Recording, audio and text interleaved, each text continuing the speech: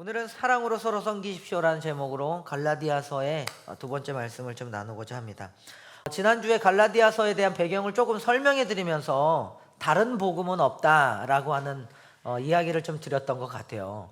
특별히 갈라디아서에서 말하는 다른 복음은 없다라는 말의 의미는, 바울은 갈라디아서를 굉장히 좀 격정적인, 쉽게 말하면 좀 일종의 분노까지는 아니지만 그래도 그 정도까지 드러나요. 그런 감정이 굉장히 바울이 예수께 받았던, 예수께서 전해주셨던 이 복음으로 세워진 이 갈라디아 교회가 이 복음을 버리고 뭔가 좀 변질되어진, 희석되어진 복음을 전하는 것에 좀 분노했어요. 그래서 굉장히 따뜻한 문안 인사 같은 것도 하지 않은 상태에서 그냥 바로 갈라디아 교인들에게 너희들 그러면 안 되라고 하면서 지금 너희들이 가지고 있는, 그래서 심지어는 그 다른 복음으로 교회를 세워가거나 목양해 가는 것에 있어서 저주를 받을 것이다 라는 이야기를 할 정도로 되게 급하게 이 갈라디아 교회를 좀 일종의 그 논쟁하듯이, 그다음 변증하듯이 다급하게 다루고 있습니다. 그게 우리가 한번 5장 13절을 읽어보면 나오는데요. 한번 13절 읽어볼게요. 자, 시작. 형제자매 여러분, 하나님께서는 여러분을 부르셔서 자유를 누리게 하셨습니다 라고 이야기해요. 그러니까 바울이 갈라디아서에서 자유에 대한 논쟁을, 갈라디아서의 큰 주제 중에 하나입니다. 자유라고 하는 주제. 이 자유에 대한 이야기를 하는데, 저 자유를 어떤 배경에서 얘기하냐면 율법의 종이 되었다. 그러니까 예전에 너희들은 율법의 종이었는데 예수께서 율법의 노예였던 너희를 자유케 해주셨는데 갈라디아 교인들이 왜 다시 율법의 노예로 들어가려고 하느냐. 그게 다른 복음이다. 그래서 그 율법의 노예로 다시 들어가려고 했던 이들로 하여금 사도 바울이 당신들 자유롭게 사셔야 됩니다. 하나님의 성령 안에서 이 자유를 누리며 살아야 됩니다라는 것을 강하게 5장에서 다시 변증하고 있습니다. 잘 들으세요, 여러분들. 오늘 설교 좀 논리적으로 가야 되기 때문에 한번 이거 잊어버리면 안 돼요. 좀 앞부분으로 다시 돌아가서 다시 얘기해 드릴게요. 그러면 갈라디아 교인들에게 전했던 바울이 다른 복음이라는 것과 씨름했을 때 다른 복음의 실체가 뭐였어요, 여러분들? 기억납니까? 예수 그리스도를 믿음으로 말미암아 구원을 간다라는 복음 플러스 율법이라고 하는 거. 그러니까는 쉽게 말하면은 유대교인들이 있었고 유대인들이 있었고, 그 다음에 이 유대인들 중에서 개종을 해서 기독교인이 되었던, 예수님을 믿게 되었던 유대 계열의 그리스도인이 있다고 그랬어요. 그죠? 그리고 이 교회 공동체 안에는 이방인이 있었고, 이방인 중에서 예수님을 믿고 교회로 들어온 헬라파 그리스도인들, 이방인 그리스도인들이 있었어요. 그러니까 교회 공동체 안에는 유대교 쪽에서 넘어온 유대교 그리스도인들, 이방인 쪽에서 넘어온 헬라인 그리스도인들이 섞여서 교회 공동체를 이루고 있었다고요. 근데 이 중에서 먼저 예수님이 유대인이셨으니까 이쪽 계열의 전통을 이어왔던 유대 계열의 그리스도인들이 이런 강력한 주장을 했다 그랬어요. 예수님으로 구원받는 거 맞아. 그런데 플러스 율법도 지켜야 돼. 그래야 구원받을 수 있다는 것을 강요했다고요. 이 이야기를 바울은 너희들이 율법으로 다시 돌아가서 율법의 노예가 되려고 그래, 율법의 종이 되려고 그래 라고 하는 논쟁의 핵심이었습니다. 그러니까 유대인들이 말했던 율법이라고 하는 것의 의미는 뭐냐면 단순히 어떤 그 십계명, 모세 율법 이런 것만을 말하는 게 아니라 거기에는 세 가지로 갈라진다고 했어요. 첫 번째 뭐냐면 의식법이었어. 그들이 지르는 제사법도 있지만 음식 문화들. 그래서 부정한 음식들을 유대인들은 먹지 않았거든요. 심지어는 그런 음식을 먹을 때 유대인들이 이방인들과 서로 교제하면서 밥 먹는 식사 자리도 굉장히 불편한 자리였어요. 그런 것도 하면 안 됐단 말이에요. 그러니까 이런 게 율법에 그들의 관습과 같은 거죠. 그 또 하나는 뭐였어요? 안식일을 지키지 않는 거. 근데 이 안식일의 개념이 초대교회 이제 성도들은 주일이라는 개념으로 바뀌기 시작하죠. 토요일을 지키는 게 아니라 주의 날이라고 불려졌던, 예수님이 부활하신 안식 후 첫날, 이게 주일이야. 일요일이잖아요. 그래서 주일을 주의 날이라고 하면서 지킨 거예요. 안식일이 아니라. 그러니까 부활을 기점으로 시작되어진 이 날을 지키는. 근데 여전히 그들은 안식일을 지키길 바랬고, 그 다음에 또 하나 뭐가 있죠? 할례. 이게 좀 심각한 문제였어요. 할례를 받아야지만 원래 유대인들이 그러거든요. 이방인들이 유대교로 들어오려면 할례를 받아야지만 유대인이 될 수 있어. 근데 이 교회 공동체 안에 들어온 이 사람들도 이걸 주장했다고요. 근데 이게 가만히 생각해보면 이 세 가지들을 강력하게 주장하면서 다른 복음에 대한 외침을 가졌는데, 바울이 그거에 분노하고 격정하면서 씨름하고 싸웠던 장면이에요. 그리고 그 논쟁 속에서 조목조목 반박하면서 자유를 언급합니다. 다시 율법으로 들어가지 말아라. 그 이야기를 살펴보면 이래요. 우리 갈라디아서 2장을 한번 볼까요, 오늘은? 갈라디아서 2장 1절부터 5절인데 한번 띄워주시고 같이 한번 봅시다. 바울이 변증하는 가운데 이런 이야기를 언급해요. 함께 읽어볼게요. 갈라디아서 2장 1절 내용 잘 이해하셔야 됩니다. 같이 읽겠습니다. 시작. 그 다음에 14년이 지나서 나는 바나바와 함께 디도를 데리고 다시 예루살렘으로 올라갔습니다. 자, 여기서부터 봅시다. 바울이 14년 전에 있었던 옛날 이야기를 회상해요. 근데 이 이야기의 시작은 갑자기 그 다음에 14년이 지나서, 이 구절 띄워놔주세요. 갑자기 그 다음에 14년이 지나서를 언급하기 전에 그 이전에 1장에서 뒷부분이 뭐냐면, 사람들이 사도 바울이 가진 사도권에 대해서 저 사람이 사도가 맞아 권위가 있어라는 것을 주장했을 때 바울이 자기가 어떻게 사도로 부름을 받았는지, 하나님께서 예수님을 통해서 자기를 어떻게 사도로 불러주셨는지 라는 것을 간증해요. 그게 뭐냐면 여러분들이 잘 아는 바울이 다메섹 도상으로 가는 과정 가운데서 갑자기 빛이 비춰지고 하늘에서 예수님의 음성이 들리면서 회심하는 사건을 바울이 스스로 이야기합니다. 그러니까 자기는 그렇게 예수님을 만났다라고 하면서 나는 예수님께 직접 받은 사도로서의 권위를 바울이 논증하고 주장해요. 그리고 나서 이어지는 게 바울이 회심했잖아요. 다메섹 도상에서 회심하고 나서 그 다음에 이제 이어지는 2장 1절의 말씀이에요. 이 이야기를 한 다음에 그 다음에 14년이 지나서 나는 바나바와 함께 디도를 데리고 예루살렘으로 올라갔다라는 이야기를 합니다. 14년이 지나서 예루살렘으로 올라갔다. 근데 여기 보면 다시 예루살렘으로 올라갔다 그러죠. 성경에 보면 여러분들 사도 바울이 예루살렘으로 올라간 사건이 한 4번 정도가 등장해요. 첫 번째 사건은 언제냐면 아까 말했던 이 1장에 있었던 바울이 회심을 하잖아요. 근데 여러분들 바울은 어떤 사람이었습니까? 유대인을 박해하는 사람이었단 말이에요. 근데 회심한 바울이 예루살렘에 모여있는 그 쉽게 말하면은 베드로와 함께, 그 다음에 야고보와 함께, 뭐 요한과 함께 이렇게 모여져 있는 이 공동체, 교회 공동체 리더들이 있는 그곳으로 방문합니다. 이게 첫 번째 1차 방문이에요. 회심한 이후에 방문해요. 1차 방문이에요. 그때 방문하면서, 근데 생각해 보세요. 그렇게 방문할 때 쉽게 말하면 나름대로 이렇게 사도 바울이 유대인들을 박해했던 사람이었잖아요. 그죠?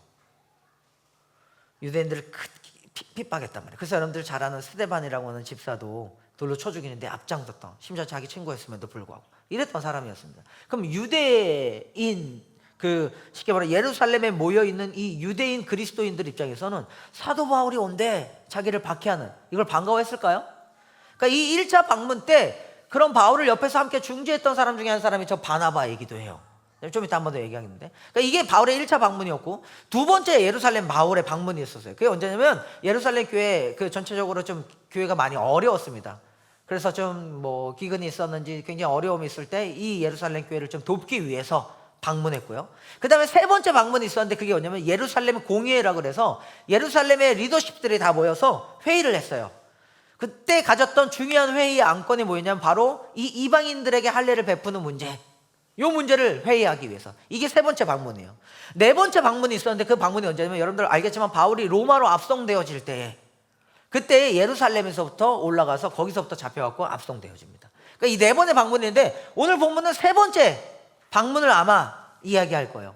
그러니까 바울이 회심의 사건을 언급하고 그 다음에 14년이 지나서라고 말할 때 두 번째 방문을 건너뛰고 내가 세 번째 다시 예루살렘으로 올라갔을 때, 근데 여러분들 세 번째 방문했을 때 안건이 뭐라고요?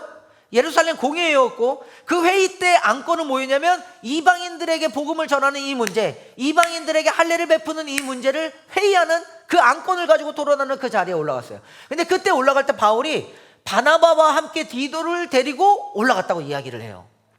저기서 보이는 바나바는 여러분들 유대인입니다. 저거는 바나바는 일종의 애칭이에요. 별명 같은, 권면하는 자 또는 위로의 사람 뭐 이런 뜻의 가지고 애칭이에요. 근데 바나바의 본명은 요셉이었습니다. 유대인식 이름이 요셉이에요. 그러니까 바나바는 완전히 유대인이었고 저 옆에 있는 함께 디도를 데려갔다 그래요. 디도는 누구냐면 헬라인입니다. 성경에서 바울은 디도를 자기 아들처럼 여겨요. 감옥에 있으면서 되게 보고 싶은 아들처럼. 그래서 바울에게는 디도도 있었고 디모데라는 영적인 아들도 있었어요. 근데 보면은 바나바는 유대인이었고 디도는 헬라인이었어요. 특별히 저 바나바가 바울을 많이 돕습니다. 근데 이제 저렇게 예루살렘을 올라가는데 2절을 한번 읽어볼까요?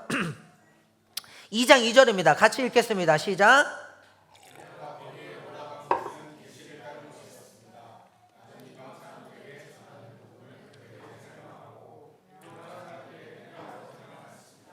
그것은 내가 달리고 있는 일이나 지금까지 달린 일이 헛되지 않게 하는. 마지막에 바울이 달리고 있는 일이나 지금까지 달리는 일은 뭐냐면 복음으로, 예수 그리스도의 복음이 오직 우리를 구원한다라고 하는 이 메시지를 증거하는 것이었는데, 여기 보면 내가 거기에 올라간 것은 계시를 따른 것이었습니다. 예루살렘 공회 그 회의에 3차 방문을 바울이 했던 것도 심지어는 하나님의 뜻을 따라 올라갔다고 이야기해요. 그리고 바울이 하는 말이 나는 이방 사람들에게 전하는 복음을 그들에게 설명. 이게 핵심, 그 쉽게 말하면 그 의제였으니까, 안건이었으니까 이방 사람들에게 복음을 전한 거, 이걸 설명하고 심지어는 유명한 사람들에게는 따로 설명했다 그래요. 개역개정에는 사사로이 설명했다 그러는데, 유명한 사람들 누구예요? 뭐 베드로라든지 그 지도자들 야고보라든지 나름대로의 이런 어떤 그 리더십들에게는 따로 일일이 설명했대요. 여기 보면 뭐가 느껴지냐면 사도 바울이 이 이방인들에게 복음을 전하는,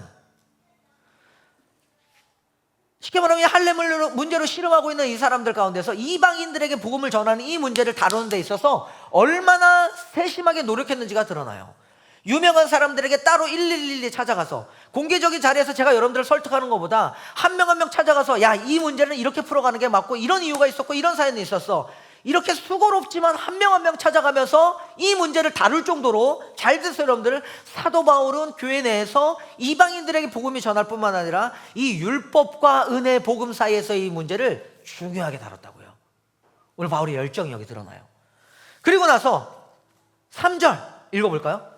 우리가 좀 주목해서 봐야 될 중요한 구절인데 함께 있습니다. 시작. 나와 함께 있는 디도는 그리스 사람이지만 할례를 강요받지 않았습니다. 이 얘기를 해요. 이게 굉장히 중요합니다. 디도는 그리스 사람, 헬라인이라 그랬어요. 그죠? 근데 바울은 이 헬라인이었던 디도에게 할례를 받지 않게 했다 그래요. 이게 무슨 말이냐면, 생각해서요 여러분들, 바울이 예루살렘으로 올라가는데 지금 예루살렘의 의제는 이게 이슈였습니다. 이방인들이 교회로 들어왔을 때 이 이방인들에게 율법으로 구원받는다고 하는, 그러니까 예수님 플러스 율법이라고 하는 그 이방인들에게 할례를 강요하는 것이 맞느냐 틀리느냐.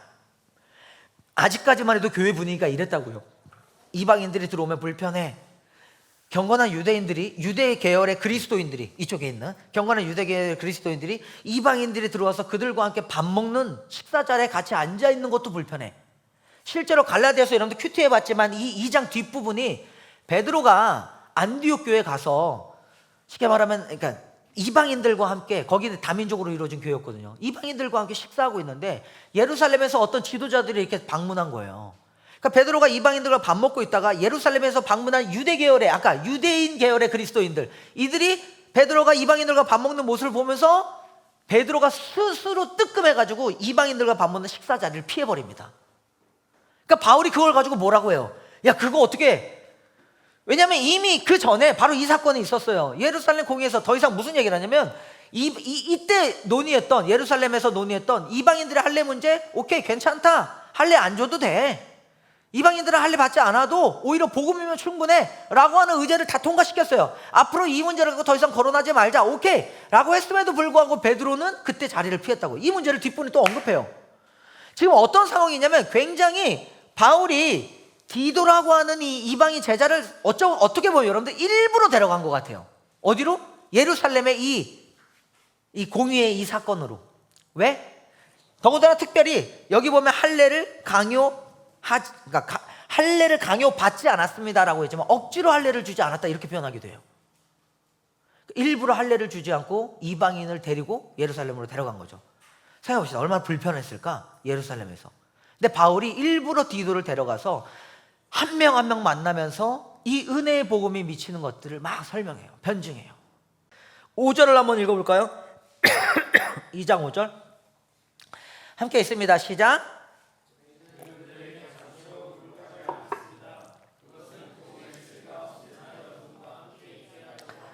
바울은 이 이야기를 이렇게 설명해요. 우리가 이렇게 한 것은 이 복음의 진리가 언제나 여러분들과 함께 했기 원합니다. 여기에는 뭘 배경으로 하고 있다고요? 율법이라고 하는, 쉽게 말하면은 아까도 말했던, 그리스도인이 되려면 예수님도 믿어야 되지만 할례도 받아야 되고 유대인들과 밥도 먹으면 안 되고 그런 삶, 라이프스타일을 다 정리해서 이런 삶을 살아야 된다는 것을 나름대로 이렇게 그 강요했던 것에 반대해서, 강하게 반대하면서, 아니 예수 그리스도의 이 복음의 은혜로 우리는 구원을 받는 거야 라는 것을 쉽게 말하면 이 복음의 진리가 여러분들과 함께 하기 위해서입니다라는 이 말을 하면서 일부러 디도에게는 할례를 시키지 않고 예루살렘으로 올라갑니다. 사람들이 불편했겠죠. 근데 이 점이 참 재미있는 지점이에요. 바울은 그만큼 은혜의 복음에 있어서 진심이었습니다. 그리고 복음이 전부인 사람이었어요. 그게 가장 중요했어요. 근데 여전히 예루살렘 교회에 있는 사람들은 그게 본인들의 기준이었습니다. 제가 지난주에 얘기했던 자신들의 관습일 수 있고요, 자신들의 전통일 수 있고요, 자신만의 신앙의 스타일일 수도 있어요. 교회 안에서 하나님을 믿는 자신만의 방법일지도 모르겠어요. 그들의 일종의 문화였다고요. 근데 마치 그것들을 타인에게 강요하면서 쉽게 말하면 일종의 기득권 같은 거죠. 그렇게 신앙생활을 하지 않으면 너희들은 잘못된 거야 라는 어떤 비판들이 이렇게 모여져 있는 이곳에 사도 바울이 복음의 진리를 전하는 거예요. 여러분들 보세요. 재밌는 게 있습니다. 이것과 함께 디도라고 하는 사람을 살펴봤어요. 일부러 바울은 여기서 디도에게 할례를 주지 않습니다. 근데 여러분들 바울에게는 디모데라고 하는 제자도 있었어요. 디모데에게는 어떻게 하는 줄 아세요? 한번 찾아볼까요? 사도행전 16장 1절에서 3절에 한번 띄워줘 보세요. 또 다른 성경에 바울은 이런 이야기를 합니다. 함께 읽어볼게요. 시작. 바울은 더베와 루스드라에도 갔다. 거기에는 디모데라는 제자가 있었는데 그의 어머니는 신앙이 돈독한 유대 여자이고 아버지는 그리스 사람이에요. 디모데의 엄마는 유대인이었어요. 근데 디모데의 아버지는 헬라 사람이었어요. 혼혈이었습니다. 근데 봅시다. 그 다음 2절 시작. 디모데는 루스드라와 이고니에 있는 신도들에게 호편받는 사람이었다. 3절 시작. 바울은 디모데가 자기와 함께하기를 바랐다. 그래서 바울은 그 지방에 사는 유대 사람을 생각해서 디모데를 데려다가 뭘 했다? 할례를 행했다. 여러분들 이거 보세요. 바울이 한쪽에서는요 예루살렘과 논의할 때 디도에게는 일부러 할례를 베푸지 않습니다. 근데 똑같은 영적인 아들이었던 디모데에게는요 할례를 행했다고 그래요. 근데 할례를 행한 전제 조건이 뭐예요? 그 지방에 사는 누구를 생각해서? 유대 사람을 생각해서. 저 보세요 여러분들, 이게 중요해요. 오늘 설교 포인트인데 여기서 우리는 바울이 가지고 있는 자유를 엿볼 수 있어요. 바울의 자유는 뭐냐면 그리스도 예수 안에서 어떤 거는 할 수 있었고 어떤 거는 할 수 없었는데 본인이 복음을 중심에 두고서는 어떤 것은 했고 어떤 것은 하지 않았다고요. 할례를 누구에게는 베풀었고 심지어는 여기서 말하는 디모데를 데려다가 할례를 행했다. 바울이 직접 할례를 행했어요. 그러면 생각해봐요. 바울은 이방인의 사도였습니다. 바울이 디모데를 데려다가 할례를 베풀었을 때 어떤 이방인 그리스도인들은, 헬라파 그리스도인들은 바울의 그 행위를 보고 상처받지 않았을까요? 아니 할례 받지 않아도 된다며. 그런 복음을 외쳤던 바울이 갑자기 유대인들을 데려다 할례를 했대. 아까 말했던 베드로가 이방인들과 밥 먹고 있던 모습을 보고서 자리를 피했을 때 그거 가지고 상처받던 사람들처럼 바울의 이 태도를 보고 어떤 누군가는 상처받지 않았겠어요? 교회 공동체 안에서. 그 또 다른 반대쪽으로 갑시다. 디도에게 할례를 베풀지 않았다고요. 아까 말했던 그 유대인 계열의 그리스도인들 입장에서는 바울이 어떻게 저럴 수 있지? 라는 이야기를 하지 않겠냐 이거예요. 굉장히 딜레마입니다. 근데 저는 이 이야기를 한 거예요. 바울이 이 지점에 있어서 자유한 사람이었다라는 거죠. 다르죠 여러분들? 바울은 여러분들 이런 얘기합니다. 고린도전서 9장 19에서 23절을 한번 볼까요? 여기서 이런 얘기를 해요. 잘 들어보세요. 이 맥락 속에서 시작. 나는 어느 누구에게도 얽매이지 않은 자유로운 몸이지만 많은 사람을 얻으려고 스스로 모든 사람의 종이 되었습니다. 이렇게 얘기해요. 사랑하는 시님, 저 보십시오. 이게 핵심입니다. 우리가 쉽게 말하면은 타인을 바라볼 때, 교회 공동체에서 누군가를 바라볼 때 여러분들 다 자기 기준이 있어요. 저 사람은 왜 저래? 저 사람은 왜 저래? 쟤는 왜 저럴까? 심지어는 우리가 이 기준을 가지고 이 사회 속으로 들어갈 때에도 이 사회에서 세상에 있는 사람들을 판단할 때도 자기 기준들이 있어요. 근데 여러분들 사도 바울은 어떤 사람이냐면 복음이 철저하게 그의 인생에 있어서 기준이 됐던 사람이었습니다. 복음을 가지고 자신의 태도와 행위를 판단했을 뿐 아니라 다른 사람들도 그렇게 바라봤어요. 바울은 이 복음이 증거되어져서 그 사람이 믿음으로 세워지고 하나님 안에서 온전히 새롭게 되어지는 것에 완전히 빠져있던 사람이었어요. 그렇기 때문에 그 부분에서 자유로웠어요. 나는 어느 누구에도 얽매이지 않는 자유로운 몸이지만 심지어는 바울은 그래서 많은 사람을 얻으려고 스스로 모든 사람의 종이 돼요. 이게 무슨 말이냐면 할례를 받지 않는 이방인들에게는 그에 맞게끔 행동하기 위해서 디도에게는 할례를 베풀지 않았고 자기가 할례를 받지 않은 그 사람들과 같은 모습으로 동화되어져서 움직였고 심지어는 할례를 받은 유대인들에게 복음을 전할 때는 어떻게 해요? 아들인 디모데를 직접 할례를 집도하면서 할 정도로 바울에게 있어서 그 삶을 동화되어서 따라간다고요. 계속 읽어보면 이런 바울의 열심이 나타나요. 다음 구절 20절 시작. 유대 사람들에게는 유대 사람을 얻으려고 유대 사람 같이 되었대요. 이런데 바울의 자유를 한번 엿보세요. 그 다음에 율법 아래 있는 사람들에게는 내가 율법 아래 있지 않으면서도 일부러 율법 아래 있는 사람들을 얻으려고 율법 아래 있는 사람같이 되었다 그래요. 어떻게 크게 들리세요? 그 사람들을 얻으려고, 복음으로 그 사람을 얻기 위해서 유대인들에게는 유대인처럼, 율법이 없는 사람들에게는 율법 아래에 있는 사람들에게 율법 아래에 있는 거죠. 그럼 또 21절도 읽어볼까요? 21절 시작. 율법 없이 사는 사람들에게는, 여기서 말하는 율법이 그거예요. 안식일, 음식법, 나름대로 할례를 행한다는 그들의 그 관습들. 근데 율법이 없이 사는 사람들에게는 내가 하나님의 율법이 없이 사는 사람이 아니라 그리스도의 율법 안에서 사는 사람이지만 이거예요. 율법 없이 사는 사람들을 얻으려고 뭐같이 됐다? 율법 없는 사람처럼 됐다. 이게 바울이 가진 자유입니다. 그럼 바울이 가진 자유의 핵심은 뭘까요, 여러분들? 여기에서는 유대 사람을 얻으려고, 여기에서는 쉽게 말하면 헬라인들을 얻으려고 그들과 같이 되어졌던 이 바울의 기준은 뭐냐 이거예요. 복음입니다. 이게 바울이 가진 자유의 핵심이었고, 하나님께서 예수 그리스도 안에서 복음을 붙잡고 살아냈던 바울의 삶의 아주 중요한 가치였다고요. 더 나아갈 거예요. 이런 것도 있어요. 22절입니다. 함께 있습니다. 시작. 믿음이 약한 사람들에게는 이 약한 사람들을 얻으려고 약한 사람이 되었다 그래요. 나는 모든 종류의 사람에게 모든 것이 다 되었습니다 라고 표현해요. 반주해줘 봐요. 정말 멋있는 말이에요. 모든 종류의 사람에게 모든 것이 다 되었습니다. 쉽게 말하면 모든 사람들에게 진짜 맞춤형으로 바울이 자기 자신을 표현했대요. 율법 아래에 있는 사람들을 얻으려고 그들과 함께 그런 사람이 되었고, 율법 아래, 율법 없이 사는 사람들을 얻으려고 그런 사람들의 라이프 스타일을 살아내면서까지, 근데 바울은 그것을 하나님 안에서 누린 자유로 섬겼던 것 같아요. 여러분, 오늘날 우리는 내가 복음이라는 게 있어요. 자기 기준이 있어요. 자기 기득권이 있다고요. 좀 이렇게 표현해 볼까요? 예를 들어서 우리 어릴 땐 그랬어. 교회 안에 술 먹고 담배 피는 사람들, 아 쟤는 왜 술 먹고 담배 피지? 근데 우리는 한쪽에서 이런 얘기야. 아니 술 먹고 담배 피는 게 예수님을 믿고 구원받는 거에 기준이 되지가 않아. 근데 전통적으로 자기네 가정 안에서 살아왔던 그 삶 속에서 어릴 때부터 술과 담배, 아니 술 담배가 도대체 뭐라고, 더군다나 청소년들이니까 더 그랬을지 몰라. 근데 지금 여러분들은 다 성인이잖아 사실. 근데 그런 문제들을 가지고 마치 교회 공동체 안으로 들어오는 높은 벽이 돼버린 거예요. 술, 담배는 문화겠죠. 라이프 스타일이겠죠. 당연히 한편으로는 몸에 해로우니까 담배는 오케이. 그럼 술은 어떻게 할 건가? 이 문제 한번 얘기해 볼까요? 술은 어떻게 할 건가? 술 문제에 대해서 여러분들 어떻게 생각하세요? 미안하지만 다 한 잔씩 하시는 분들 여기 많지 않나? 나들목 교회를 가면은 주량이 얼마입니까? 라고 하는 교회에서 주량을 까기도 한대요. 도광사님 갔다 와봐서 알아. 3년 동안 그 교회에 있어봐서. 그럼 우리 이렇게 얘기하자. 아 거기 어떻게 교회야? 얘기할 수 있겠죠. 그럼 생각해 봅시다. 나들목 교회가 그걸 하는 이유가 뭘까요? 여러분들 술 먹는 사람들이나 그게 불편해서 교회를 너무 그 높은 도덕적 기준과 그런 걸로 어려워하는 이 사람들, 교회 공동체 문화가 어려워하는 이 사람들을 바울은 얻기 위해서 사도 바울이었으면 그들과 함께 저는 마시지 않았을까 싶어요. 얼마든지. 이게 바울이 가진 자유였습니다. 그러나 여기에는 분명한 목적이 있어요. 술 자체를 즐겼다고 저는 생각하지 않습니다. 그걸 즐기는 게 목적이 아니라 뭐예요? 그들을 섬기기 위해서. 반대로 얘기해 볼까요?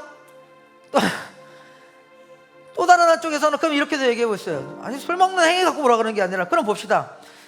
예를 들어 술 먹는 것 자체가 문제가 되지 않는다면 제가 여러분들 여기다 맥주 한잔 해놔가지고 진짜 한번 마시면서 여러분들 설교해 볼까요? 괜찮을 것 같아요? 아 이거 문제 되지 않으니까.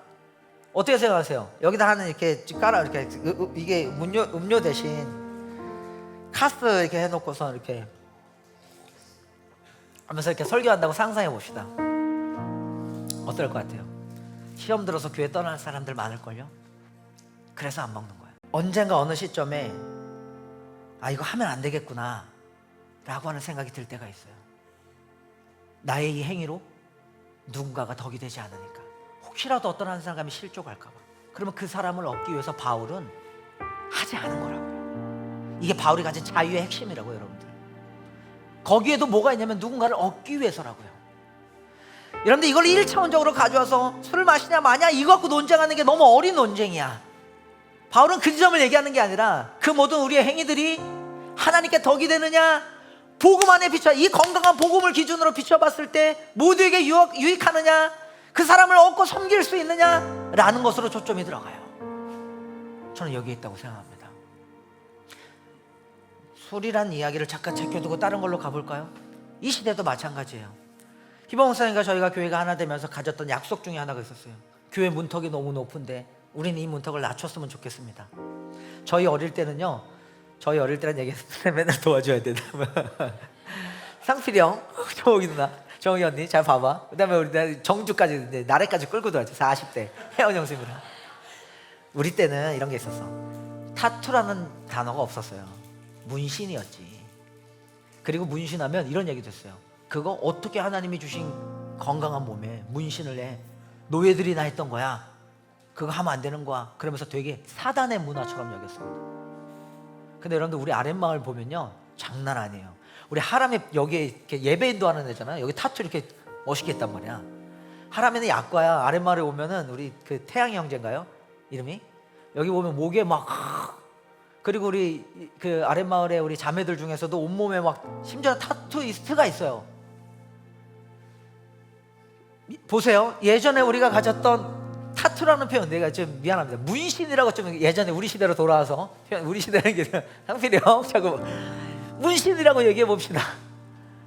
그때는 그 친구들이 교회 가는 게 아니 어떻게 저런 애들이 교회를 와, 예를 들어서 심지어는 그래 교회 너네들 와라라고 하면서도 어떻게든 그걸 지우는 게 어때, 뜯어 고치려고 노력했죠. 불과 3년 전에도 저는 그 연배를 가지신 어른들과 이 문제를 가지고 마음이 상할 정도로 논쟁이 한 적이 있어요. 근데 지금 보면 우리 아랫마을 애들은 그런 친구들이 굉장히 많아요. 심지어는 저도 나도 여기다 하나 새겨볼까 막 이런 생각이 들 정도로. 그럼 새기면 여러분들 어떨 것 같아요? 목사님 타투 하셨는데 이쁘네 힙하네요 이렇게 받아주시겠어요? 제가 볼 때 여러분들 정도는 받아줄 것 같아. 근데 이제 위에 권사님들이 보면 어떨까? 나도 하나 이렇게 새겨보고 싶긴 해. 되게 이쁘긴 하더라고. 말씀 구절. 벌써 이제 희연이가 고개를 흔들고 있어. 그러면 안 되겠지. 근데 여러분들 이런 겁니다. 이런 거예요.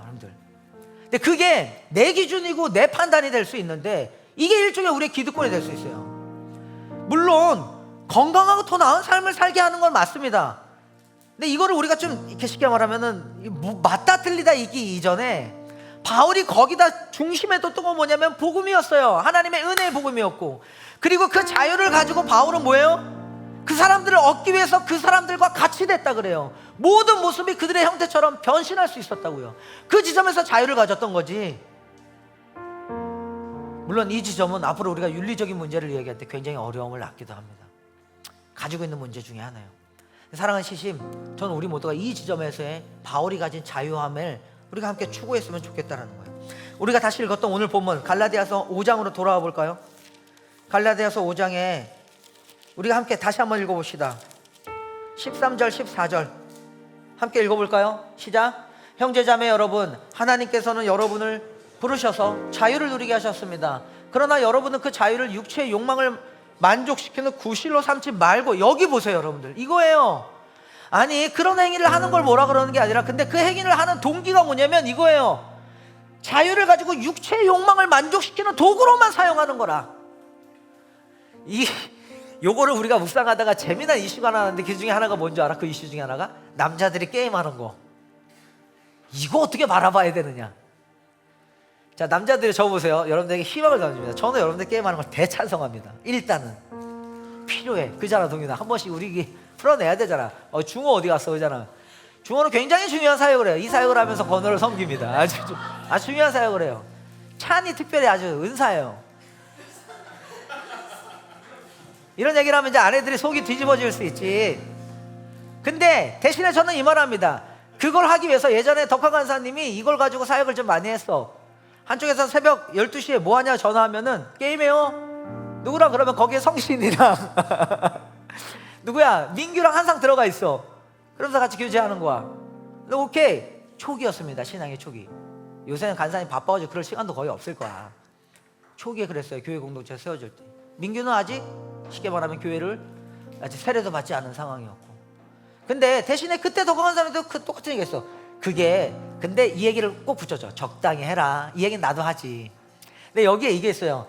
그게 단순히 이 자유를 가지고 게임을 해도 안 해도 이제 성인 된 여러분들의 자유입니다. 근데 그걸 가지고 육체의 욕망을 만족시키는 구실로 삼지 말라고요.